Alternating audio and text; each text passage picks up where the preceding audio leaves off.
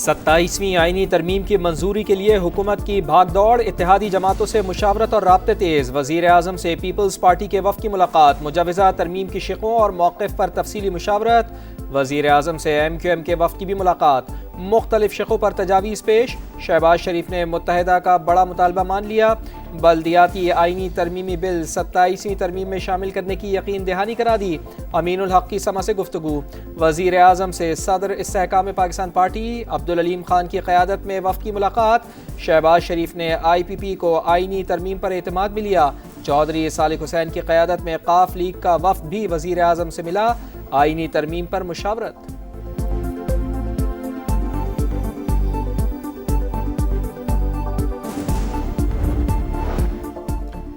27ویں آئینی ترمیم پر کیا لائحہ عمل اختیار کیا جائے؟ پیپلز پارٹی کے بڑے آج سر جوڑ کر بیٹھیں گے۔ بلاول بھٹو کی زیر صدارت سینٹرل ایگزیکٹو کمیٹی کا اجلاس آج شام کراچی میں ہوگا۔ صدر مملکت آصف علی زرداری کی شرکت بھی متوقع۔ اجلاس میں 27ویں آئینی ترمیم کے اہم نکات پر مشاورت ہوگی۔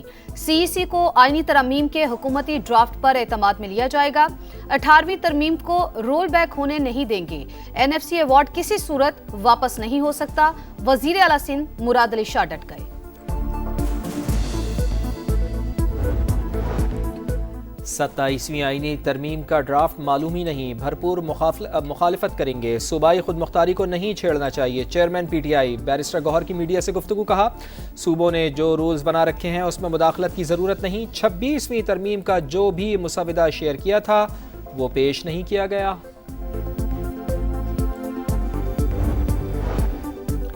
ایک سال میں دوسری آئینی ترمیم، آئین کے ساتھ کھلواڑ نہ کیا جائے۔ 26ویں ترمیم سے جو شقیں نکلوائیں وہ دوبارہ لائی جا رہی ہیں۔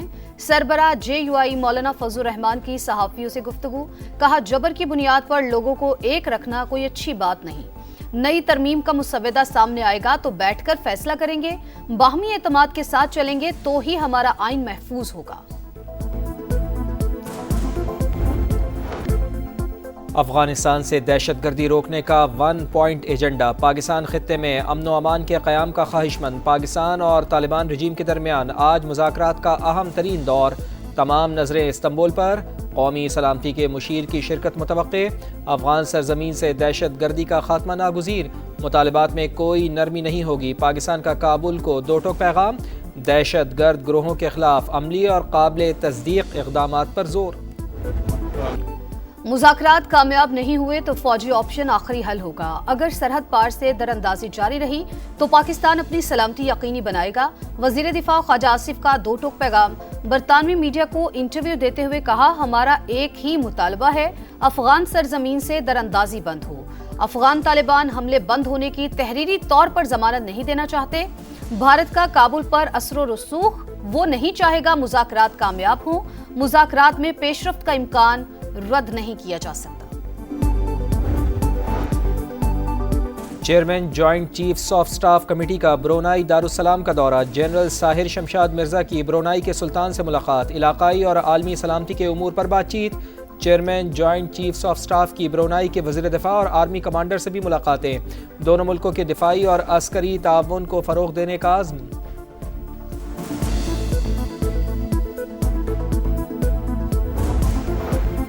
وزیر اعلیٰ پنجاب مریم نواز عالمی ماحولیاتی کانفرنس COP30 میں شرکت کے لیے برازیل روانہ، پنجاب کے فلیگ شپ پروجیکٹس پر بریفنگ دیں گی۔ مریم نواز کی ایشین ڈیولپمنٹ بینک کے نائب صدر سمیت اہم رہنماؤں سے ملاقاتیں بھی شیڈول۔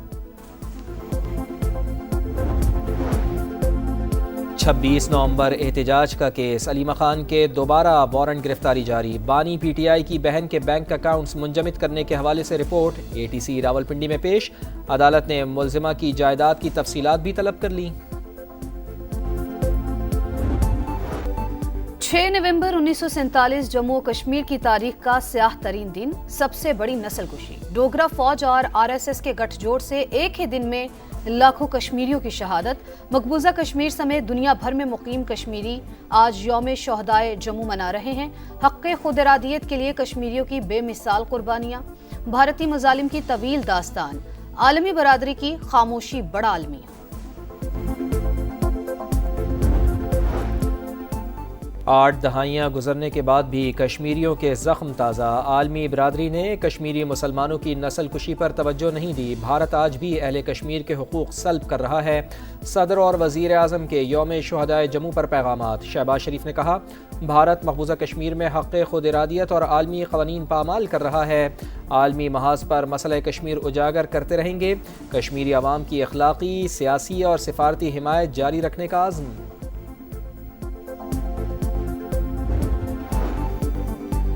نیو یارک کے نئے میئر زہران ممدانی کی تاریخی جیت پر صدر ٹرمپ کا یو ٹرن، کہا زہران ممدانی سے بات کرنے کے لیے تیار ہیں، چاہتا ہوں نیو یارک کامیاب ہو، تھوڑی بہت مدد کریں گے۔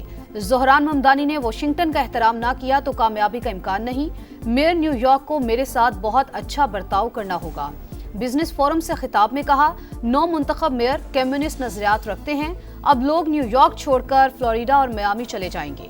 پاک بھارت جنگ رکوانے کا بھی تذکرہ، بولے دونوں ملک ایٹمی جنگ کے دہانے پر تھے، 7 یا 8 نئے طیارے گر چکے تھے، میں نے کہا جنگ روکے ورنہ تجارت نہیں کروں گا، امریکہ جوہری طاقت میں نمبر 1 لیکن اعتراف سے نفرت ہے۔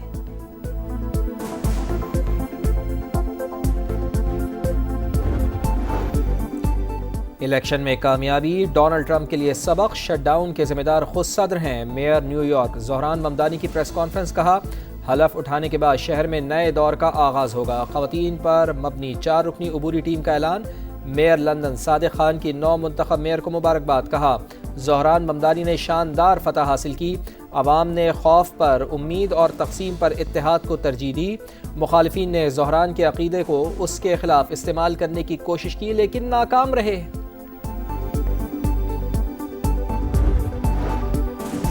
امریکہ غزہ امن منصوبے پر قرارداد کا مسودہ سلامتی کونسل کے 10 منتخب اراکین کے ساتھ شیئر کرے گا۔ قرارداد میں 2 سال کی عبوری حکومت اور بین الاقوامی استحکام فورس کی منظوری کی تجویز، امن فورس کو تمام اختیارات حاصل ہوں گے، حماس کے وفد کی ترک انٹیلیجنس چیف سے ملاقات، غزہ جنگ بندی کے اگلے مرحلے پر تبادلہ خیال، مغربی کنارے میں اسرائیلی مظالم جاری، 15 سال کا فلسطینی لڑکا شہید، لاش ورثاء کو دینے سے انکار، حماس نے ایک اور یرغمالی کی لاش اسرائیل کے حوالے کر دی، تعداد 21 ہو گئی، 7 اب بھی باقی۔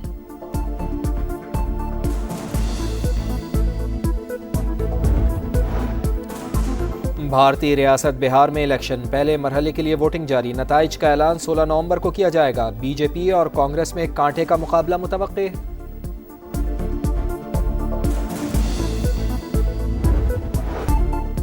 فیصل آباد میں دوسرا ون ڈے گرین شرٹس کا پروٹیئرز سے ٹاکرا، پاکستان کی جنوبی افریقہ کے خلاف بیٹنگ جاری، شاہینوں کی پلئنگ 11 میں 2 تبدیلیاں، ابرار احمد اور حسن نواز کی جگہ فہیم اشرف اور وسیم جونیئر شامل، 3 میچز کی سیریز میں پاکستان کو 1-0 کی برتری حاصل، سیریز اپنے نام کرنے کے لیے 1 فتح درکار۔